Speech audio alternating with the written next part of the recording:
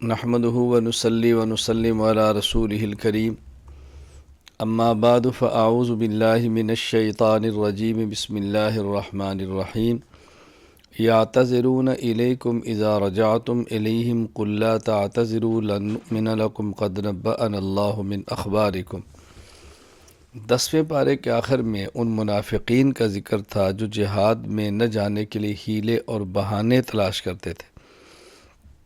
اب ان آیات میں ان منافقین کا ذکر ہے جو جہاد پر نہیں گئے اور اس پر جھوٹے عذر پیش کرتے رہے۔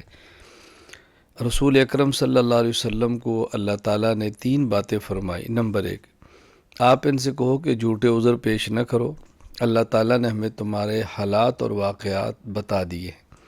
نمبر 2، نبی کریم صلی اللہ علیہ وسلم کو فرمایا گیا کہ آپ ان سے اعراض کریں، نہ ان پر ملامت کریں، نہ ان کے بارے میں کچھ کہیں، بس خاموشی اختیار فرمائیں۔ نمبر 3، منافقین اب قسمیں اٹھا کر آپ کو راضی کرنے کی کوشش کریں گے، لیکن آپ ان سے راضی نہ ہوں، آپ ان کو ان کے حال پہ چھوڑ دیں۔ وآخرون اعترفوا بذنوبہم خلطوا عملا صالحا وآخر سیئا عسى اللہ ان یتوب علیہم۔ مخلصین مؤمنین جو غزوہ تبوک میں شریک نہ ہو سکے وہ 10 تھے۔ ان میں 7 وہ تھے جنہوں نے خود کو مسجد نبی میں ستونوں کے ساتھ باندھ دیا اور کہا رسول اکرم صلی اللہ علیہ وسلم غزوہ تبوک سے واپس آئیں، وہ خود ہی ہمیں کھولیں گے، ہم اس کو یہاں سے کھلنے کے لیے تیار نہیں ہیں۔ یہاں ان کا ذکر کیا کہ اللہ تعالیٰ نے ان کی توبہ کو قبول فرما لیا۔ والذین اتخذوا مسجدا ضرارا وکفرا وتفریقا بین المؤمنین، منافقین کی خطرناک ایک سازش کا ذکر کیا۔ انہوں نے مسجد کے نام پر ایک تعمیر کی اور مقصود مسلمانوں میں اختلافات پیدا کرنا، نقصان دینا۔ اللہ تعالیٰ نے رسول اللہ صلی اللہ علیہ وسلم پر وحی نازل فرمائی اور بتایا کہ یہ مسجد نہیں، یہ مسجد ضرار ہے، یعنی ایسی جگہ بنائی جس سے مقصود نقصان دینا ہے۔ رسول اکرم صلی اللہ علیہ وسلم نے اس تعمیر کو منہدم فرما دیا اور گرا دیا۔ لمسجد اسس علی التقوی من اول یوم حق ان تقوم فیہ رجال یحبون ان یتطہروا، اس کے مقابلے میں مسجد قباء کا ذکر کیا۔ رسول اکرم صلی اللہ علیہ وسلم مکہ مکرمہ سے مدینہ منورہ تشریف لائے، قباء میں آپ نے قیام فرمایا، وہاں اپنے مسجد تعمیر فرمائی۔ اسی مسجد کا نام مسجد قباء ہے، اور اہل قباء کی تعریف کی کہ یہ لوگ طہارت کا بہت زیادہ خیال فرماتے ہیں۔ ان اللہ اشتری من المؤمنین انفسهم واموالهم بان لهم الجنہ، بیعت عقبہ کا ذکر ہے۔ بعثت نبی کے 13ویں سال تیسری مرتبہ مدینہ منورہ سے آئے ہوئے 70 مرد و خواتین نے حضور اکرم صلی اللہ علیہ وسلم کے ہاتھ پر بیعت کی اور آپ سے پوچھا کہ اس بیعت کے بدلے میں اللہ ہمیں کیا دے گا؟ فرمایا جنت۔ تم اپنا مال اور اپنا جان اللہ کو دو، اللہ اس کے بدلے میں تمہیں جنت دے گا۔ انہوں نے کہا ہم اس پہ راضی ہیں۔ وعلى الثلاثة الذين خلفوا حتى إذا ضاقت عليهم الأرض بما رحبت وضاقت عليهم أنفسهم، اس میں 3 مخلصین مومنین کا ذکر ہے۔ 10 صحابہ جو غزوہ تبوک میں شریک نہ ہو سکے، 7 کا پہلے ذکر آیا کہ انہوں نے آپ کو مسجد نبی میں ستونوں سے باندھ دیا اور کہا رسول اکرم صلی اللہ علیہ وسلم ہی ہمیں کھولیں، توبہ کی اور ان کی توبہ قبول کر لی گی۔ یہاں 3 صحابہ کرام کا ذکر ہے، مرارہ بن ربیع، ہلال بن امیہ، کعب بن مالک رضی اللہ عنہم۔ 40 دن تک ان سے صحابہ کرام کو حکم دیا کہ الگ ہو جائیں، اور یہ الگ تھلگ رہے اور رسول اکرم صلی اللہ علیہ وسلم کے حکم کی وجہ سے رہے۔ تو ان حضرات کے اوپر مدینہ منورہ کی زمین وسعت کے باوجود تنگ ہوئی، لیکن ان لوگوں نے ہمت نہیں ہاری، توبہ پکی کی۔ بالآخر ان کی توبہ کو اللہ تعالیٰ نے قبول فرما لیا۔ یا ایھا الذین آمنوا اتقوا اللہ وکونوا مع الصادقین، تقوی حاصل کرنے کا بہترین نسخہ عطا فرمایا کہ متقین کی صحبت میں رہو۔ یہاں اللہ تعالیٰ فرماتے ہیں ایمان والو تقوی چاہیے تو صادقین کی صحبت میں رہو، یعنی وہ لوگ جو صادق فی تقوی ہے، جن کی خلوت اور جلوت ایک جیسی ہے۔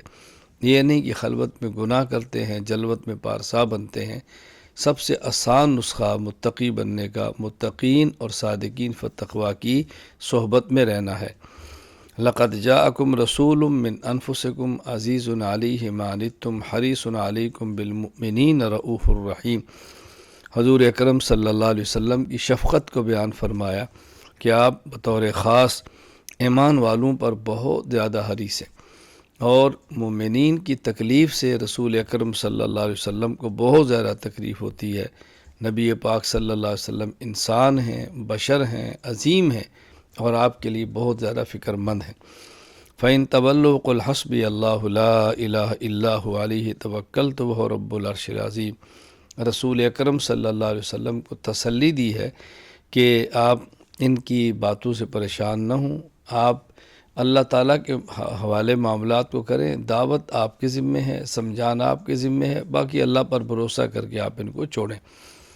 یہاں یہ بات یاد رکھ لیں کہ وہ شخص صبح اور شام 7 مرتبہ حسبی اللہ لا الہ الا هو علیہ توکلت و رب العرش العظیم پڑھتا ہے، اللہ تعالیٰ اس کے غموں کو ختم فرماتے ہیں، تنگی سے نکلنے کا راستہ عطا فرماتے ہیں۔ سورہ یونس، اس صورت میں حضرت یونس علیہ السلام کا چونکہ تذکرہ ہے تو صورت کا نام ہی سورہ یونس رکھ دیا گیا ہے۔ اکان للناس عجبا ان اوحینا الی رجل منہم ان انذر الناس۔ مشرکین کے شبہ کا جواب ہے۔ مشرکین کہتے ہیں کہ اللہ تعالیٰ نے ہماری طرف انسان کو نبی بنا کر کیوں بھیجا ہے، کسی فرشتے کو نبی بنا کر بھیجتے تو ان کو بات سمجھائے گی کہ دیکھیں انسانوں کو انسان ہی نبی آئے گا بات سمجھانے اور ڈرانے کے لیے، اس میں تعجب کی کیا ضرورت ہے؟ اگر فرشتہ بھیجتے تو اس کے اندر تو شادی کا تقاضا نہیں، نکاح کا تقاضا نہیں، بھوک اور پیاس کا تقاضا نہیں، وہ تمہارا ہم جن سے نہیں، تمہاری ضرورتیں نہیں سمجھتا، تو نبی تو اس کو بنانا ہے جو تقاضے انسانیت کے محسوس کر سکتا ہو۔ ان ربکم اللہ الذی خلق السماوات والارض فی 6 ایام۔ اللہ تعالیٰ کی ربوبیت، آسمان و زمین کی تخلیق اور سورج چاند کا اپنے محور اور مرکز میں مقررہ وقت پر نکلنا، چلنا، دن رات کا آنا، پوری کائنات کا نظام چلنا، یہ سب ثابت کرتا ہے کہ اللہ تعالیٰ کی ذات قادر ہے، یکتا ہے، وحدہ لا شریک ہے، اور عبادت کے لائق وہی ہے۔ وَإِذَا تُتْلَىٰ عَلَيْهِمْ آيَاتُنَا بَيِّنَاتٍ قَالَ الَّذِينَ لَا يَرْجُونَ لِقَاءَنَا نَأْتِ بِقُرْآنٍ غَيْرِ هَٰذَا أَوْ بَدِّلْ۔ قرآن کریم کے آنے پر مشرکین کہتے کہ آپ اس قرآن کو اپنے پاس رکھ لو، ہمارے لیے اور لے آؤ، یا اس کو واپس کرو اور تبدیل کر کے اور لے آؤ۔ رسول اکرم صلی اللہ علیہ وسلم نے بتایا کہ تغییر قرآن اور تبدیلی قرآن میرے اختیار میں نہیں ہے۔ تغییر کا معنی ہوتا ہے مثلا کوئی شخص بازار سے کپڑا لائے، والد کے لیے اس کو پسند نہ ہے، وہ رکھ لے اپنے لیے اور والد کے لیے اور لائے، کہیں گے تغییر سو۔ اور یا کپڑا والد کے لیے لایا، والد صاحب کو پسند نہ آیا تو کپڑا واپس کر کے اور کپڑا لے آیا، یہ ہے تبدیل سو۔ تو انہوں نے کہا یا تو اس قرآن کو اپنے لیے رکھ لو، ہمارے لیے اور لاؤ، تغییر، اور یا اس کو واپس کر دو اور لے آؤ، تبدیل۔ رسول اللہ صلی اللہ علیہ وسلم کو اللہ پاک نے فرمایا کہ آپ ان کو فرما دو یہ کام میرے اختیار میں نہیں ہے۔ قُلْ مَن يَرْزُقُكُم مِّنَ السَّمَاءِ وَالْأَرْضِ أَمَّن يَمْلِكُ السَّمْعَ وَالْأَبْصَارَ۔ مشرکین کا عقیدہ تھا کہ کائنات کا خالق تو اللہ ہے، لیکن بہت سارے اختیارات بتوں کے پاس بھی ہے۔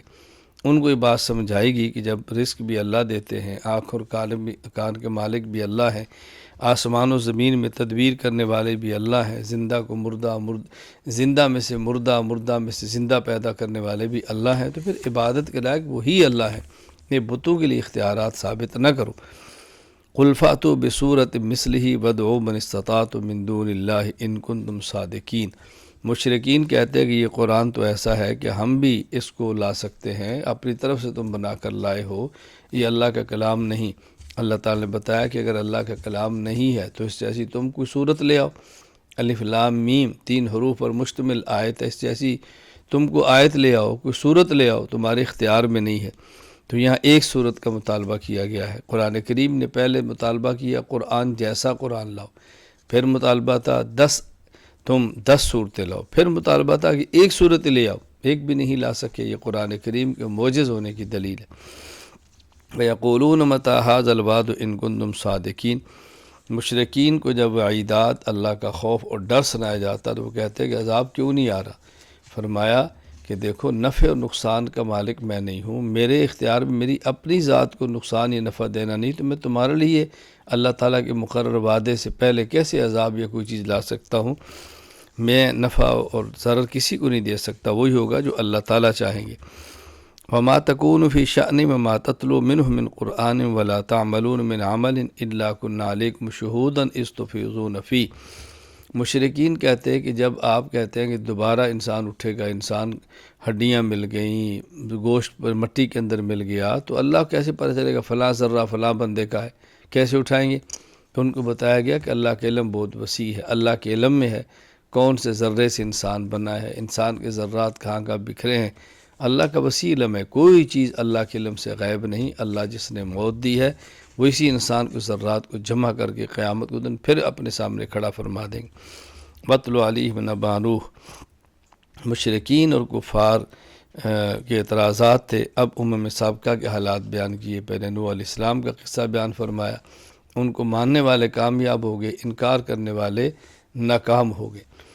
ثم بعثنا من بعد موسیٰ وہارون الی فرعون وملئہ، حضرت موسیٰ علیہ السلام کا ذکر کیا، ہارون علیہ السلام کا ذکر کیا، مد مقابل فرعون کا ذکر کیا کہ یہ نبی اور ان کے ماننے والے جیت گئے، اور فرعون اپنی طاقت کے باوجود اللہ کے عذاب سے خود کو نہ بچا سکا۔